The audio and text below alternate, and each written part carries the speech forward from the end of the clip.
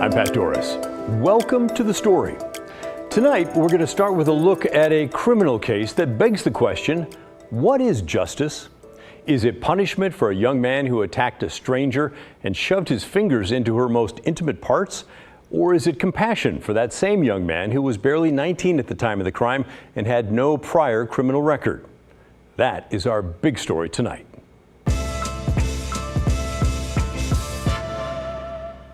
The answer to that question, of course, depends on your point of view, but this very real scenario played out in a Washington County courtroom recently, and the outcome left the victim, the woman who was attacked, furious. Now, before we get going, I want to warn you that this story contains video of the sexual assault that some viewers might not want to watch. The victim in this case has given us permission to show it because she wants you to see what happened. I was headed home from a meeting, and I was at the Hillsboro Transit Center. Kristen Emerson is an outreach worker who deals with the homeless in Washington County. She's also a recovering drug addict. This is video of her on April 12th, 2023. According to court testimony that morning around 11:20, Kristen was on her way home from a Narcotics Anonymous meeting. She walked to the MAC station in downtown Hillsboro. A young man in a gray hoodie was already there. His name is Jacob Ponse. Ponse seemed to notice Kristen when she arrived, looking at her a couple of times. Kristen got on the eastbound train, Ponse followed, and brushed her behind with his hand. Kristen thought it was an accident. Did you kind of suspect him? I did because, well, I seen him sitting there, and I was in the corner the whole time, just, like on my phone, but I, noticed the pants and the shoes for some reason, just because that's all I seen from where I was standing. And so, but yes, when I got on, because he was the one that got up to come on after me. But, so you're kind of wondering, is he the one who touched my rear end as he was going by? Or am I tripping and just bumped something? But so I sit down and... She was not tripping. Video from the train shows Ponse got on after her, close behind, then sat on the left side of the aisle. Kristen is there in black on the right side. After a 12-minute ride, the train arrived at the Willow Creek MAC station and Kristen got off. Security cameras show that Ponse in the gray hoodie followed her. In court, the case prosecutor, Bryce Bissinger, described what happened next. He then comes up behind her with his left hand, with his two middle fingers upraised, and penetrates her from behind. Kristen said it was so forceful she felt like he was trying to lift her off the ground. And I turned, and it all happened so fast, but I turned and I look at him, and I'm pretty sure I pushed him a little, what the hell? And he slapped me. Then he slapped me on my side, so hard. It was hard. He was strong for being a little, a skinny, scrawny guy. It was violating. So violating. And I just think about my daughter or my niece, if something like that happened to them. Or police swarmed the area, found Ponse, and arrested him. Nearly a year later, on April 2nd, Ponse was in court to face the charges: sex abuse in the second degree, a felony, and sex abuse in the third degree, a misdemeanor. So here's where things get interesting from a question of justice. The day the case was set to go to trial, the judge in the case, Janelle Whipper from Washington County, decided that she was going to knock the felony down to a misdemeanor after the defendant pled guilty to both the original charges. Now, that is allowed under the law, but lawyers not connected to Washington County tell me that's very unusual. That's typically only done when the prosecutor offers to reduce it as part of a plea bargain. For the judge to bring that forward on her own, highly unusual. The prosecutor was furious and let that be known in open court. This is a shocking and frankly horrifying incident that occurred in broad daylight between a stranger and a victim that he obviously and clearly stalked. I do not believe that the community will be served by giving this man a misdemeanor conviction. Frankly, the victim does not agree with this sentence either. But the defense attorney, Annette Riddle, argued that charging Ponse with felony sex abuse in the second degree was too harsh. I've had sex abuse 2 cases where the facts were much, much more egregious than this. And that's because the statute of sex abuse 2 encompasses all non-consensual sexual contact, including sexual intercourse that is non-consensual. This is a creepy thing that is horrible and horrifying, and there is absolutely shock value, and you watch it and it's terrible, and I'm not trying to discount it in any way. but it is really different from having non-consensual sexual intercourse. Judge Whipper agreed. She began her reasoning by saying she too was shocked. Look, I think this is a great example of two things can be true at the same time. It is completely true that this was shocking, it was horrible, it was disgusting, and Ms. Emerson was violated in a way that absolutely should not have happened. It is something that I share the shocking nature of what was seen on the video. And I understand why the state is taking the position it's taking. However, it's also true at the same time that this is an individual who is, or at the time of the incident was barely 19, has no previous criminal history, and at least at this point is showing accountability and remorse for his actions. But given the factors such as the lack of criminal history, the desire to take accountability today and spare the victim from having to speak in court in front of strangers, does, in this court's opinion, create a need to give Mr. Ponce immediate misdemeanor treatment. Kristen, the victim, had no problem telling me her story. I'm a stranger. She was stunned by the judge's decision. Feel like she was more concerned about him than you? Yeah. Oh, yeah, definitely. So I was just sick and appalled. I couldn't believe it. And honestly, everybody that was there that day, we were all just in shock. In the sentencing, the judge gave the prosecutor most of what he wanted. The prosecutor wanted a sentence of 90 days jail. The judge gave Ponce 30 days. But she also ordered him to undergo sex offender treatment, register as a sex offender, and banned him from TriMet property for 5 years. She also put him on 5 years probation, which was also what the prosecutor wanted. But she did drop that felony to a misdemeanor. The message to Kristen, the victim, was crushing. I will never understand. And, I hope for the judge's sake that, I don't know. When it happens again, then what is she going to say? Especially with all, like I said, all the evidence and everything that happened. I don't get it. I never will. Now, in preparing the story, I emailed Judge Whipper to ask for an interview or a statement on the case. She did not respond. Instead, I got a statement from the presiding judge in Washington County. It reads in part, "I can see that despite the reduction to a misdemeanor, the penalties imposed are actually more severe in many ways and likely more protective of the community. For instance, by reducing the offense to a misdemeanor, the judge was able to impose 5 years of formal probation with strict conditions, including a lengthier duration of no contact with the victim, whereas a felony conviction would have resulted in only 3 years of formal probation based on the defendant's lack of prior criminal history."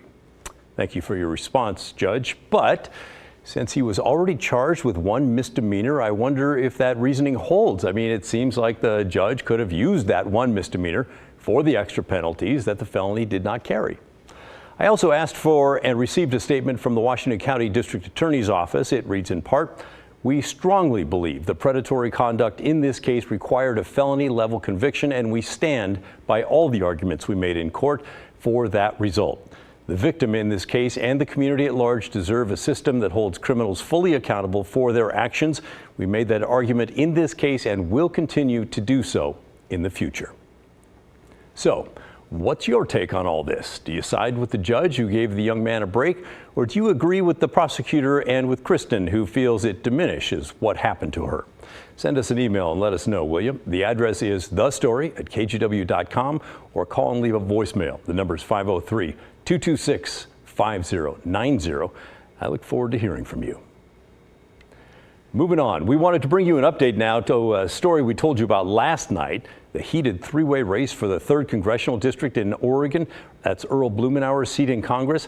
Last week, two of the candidates, Sushila Jayapal and Eddie Morales, held a press conference accusing the other candidate, Maxine Dexter, of taking dark money washed through a super PAC called 314 Action. They claimed, without any evidence, that 314 Action could be a front for far-right donors looking to take them out of the race. 314 Action is not required to reveal their donors until May 20th. That's one day before Oregon's primary, and as you probably know, we all vote by mail, so a lot of the ballots will already be in by that point. But Jayapal and Morales are demanding that Dexter tell 314 Action to reveal the donors now. They say they think they could be related to pro-Israel group AIPAC, and some recent reporting from the news outlet The Intercept supports that claim. We reached out to 314 Action Group yesterday, and they did respond to us. We asked if MAGA Republicans are among their donors. They didn't outright say no, but they did say that they've spent tens of millions of dollars backing other Democrats to defeat MAGA Republicans in other states. They also said there's no evidence to support a claim that AIPAC is among their donors and that they disclose their donors every reporting cycle and follow the letter of the law. So again, not outright denying that AIPAC is involved, just there's no evidence there yet. Because under the letter of the law, they don't have to disclose until May 20th. When we asked if they'd reveal their donors early, they said, we're not going to answer that. And we asked why they're spending so much to support Dexter, more than they ever did before. They said, we proudly endorsed Dr. Maxine Dexter when she ran for the State House, and we're once again proud to support her in Oregon's 3rd District race. She's a doctor, state representative, and an experienced progressive who gets results. She led the fight to expand abortion rights, address homelessness, and pass tough new gun laws. If you want to check out the full story, including how Maxine Dexter is responding to the demands to call out 314 Action, you can find last night's segment right now on the KGW YouTube channel.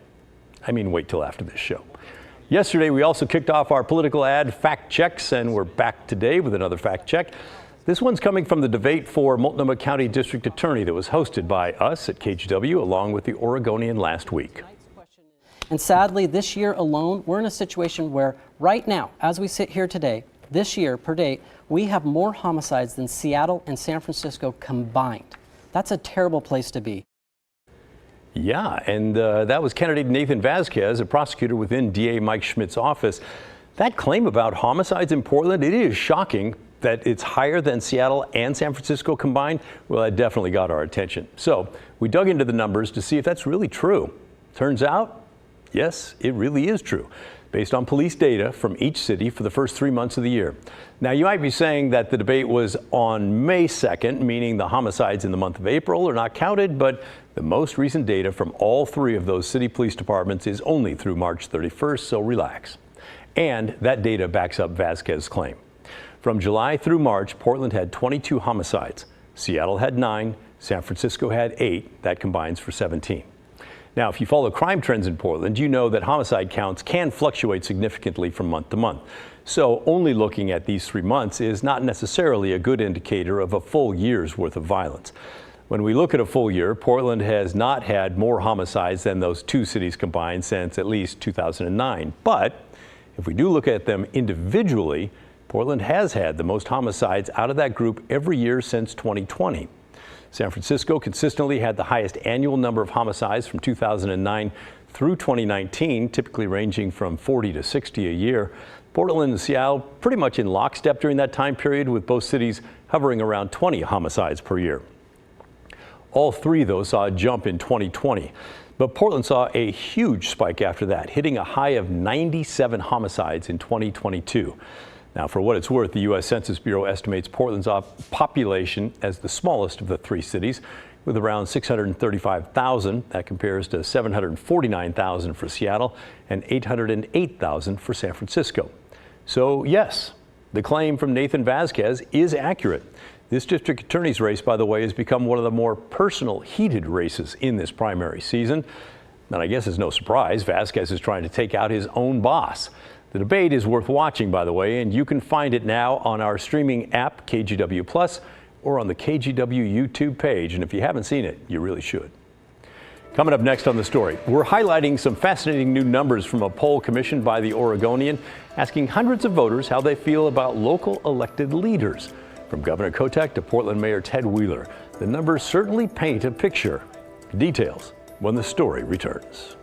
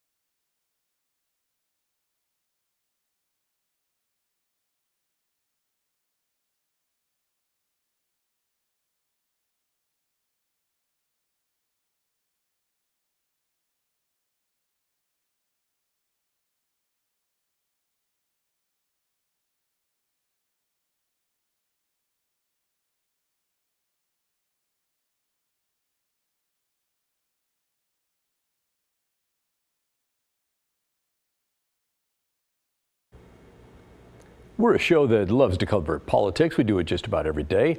So a visit to our area from the First Lady of the United States, well, it feels worthwhile. Joe Biden landed at the Portland Air National Guard Base right next to PDX around 12:30 this afternoon. She flies in a C-32. That's a military version of a Boeing 757. It's used by U.S. leaders, including the Vice President. She was met by Governor Tina Kotek and her spouse Amy Kotek Wilson, along with Portland Mayor Ted Wheeler and Multnomah County Chair Jessica Vega Peterson. Rarely is important in the national presidential campaign strategy.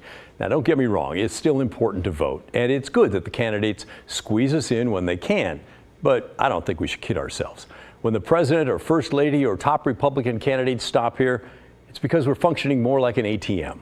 It's a good place to make a quick visit, pick up some campaign money, and then head on to the next place. That's just the way things work. That's my opinion anyway, and you don't have to agree with me.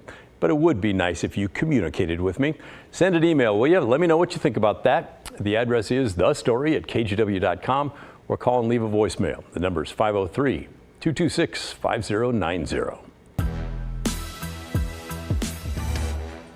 Now let's talk about an article in the Oregonian that we think is definitely worth your time. The headline is likely not a huge surprise to many of you.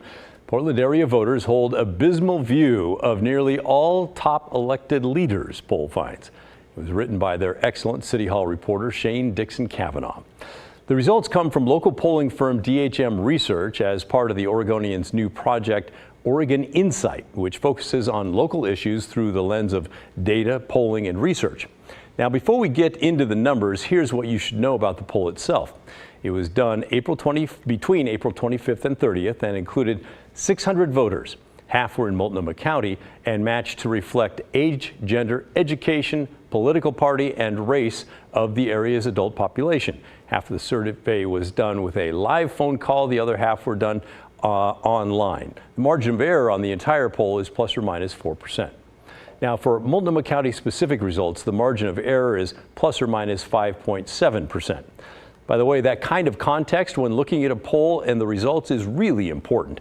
Don't take poll results as gospel before you see how many people were polled, where they're from, and other things like that. The details really do matter in this case. Anyway, let's get to what the polling found. We'll start at the top with Governor Tina Kotek. Equal approval and disapproval ratings of 45%, with 10 to 11% uncertain of her job performance. Multnomah County Chair Jessica Vega Peterson, 15% approval rating, 46% disapproval, and nearly 40% of Multnomah County voters with no opinion of her at all.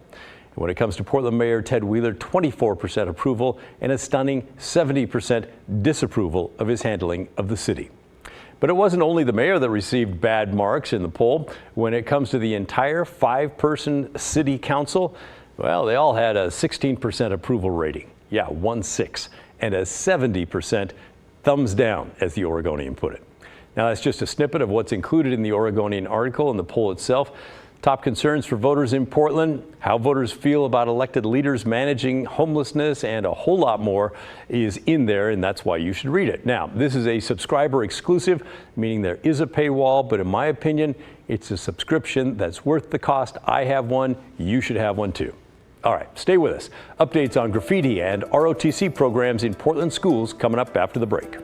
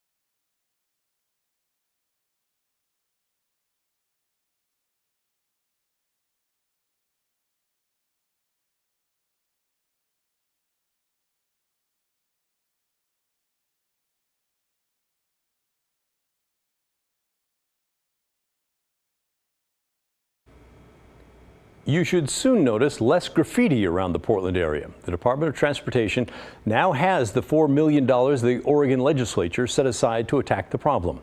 Jack Berryman is one of the people who's paid to cover up the graffiti. ODOT says the work started in the middle of April, and Berryman and others have already covered 1,100 different sites. Some areas have already seen the taggers come back to paint over them, by the way. Berryman says he sometimes comes across people who created the graffiti that he's about to cover, and yeah, they're not pleased. When they do, they usually just stare at us, give us dirty looks, and then go away for the most. They don't do a whole bunch. They just tell us don't buff our stuff pretty much. But yeah, well, he's buffing it anyway. He also comes across trash and needles and drugs that he's painting. It's an occupational hazard. ODOT says it's working with Portland police, who have teams of officers out now looking for taggers to try and slow down the painting of Portland. The Army-affiliated junior ROTC program will be allowed to return to Portland public high schools.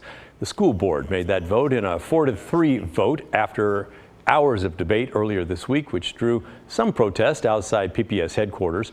While some said the program could be positive, others argued there should not be a way to connect teens with the military.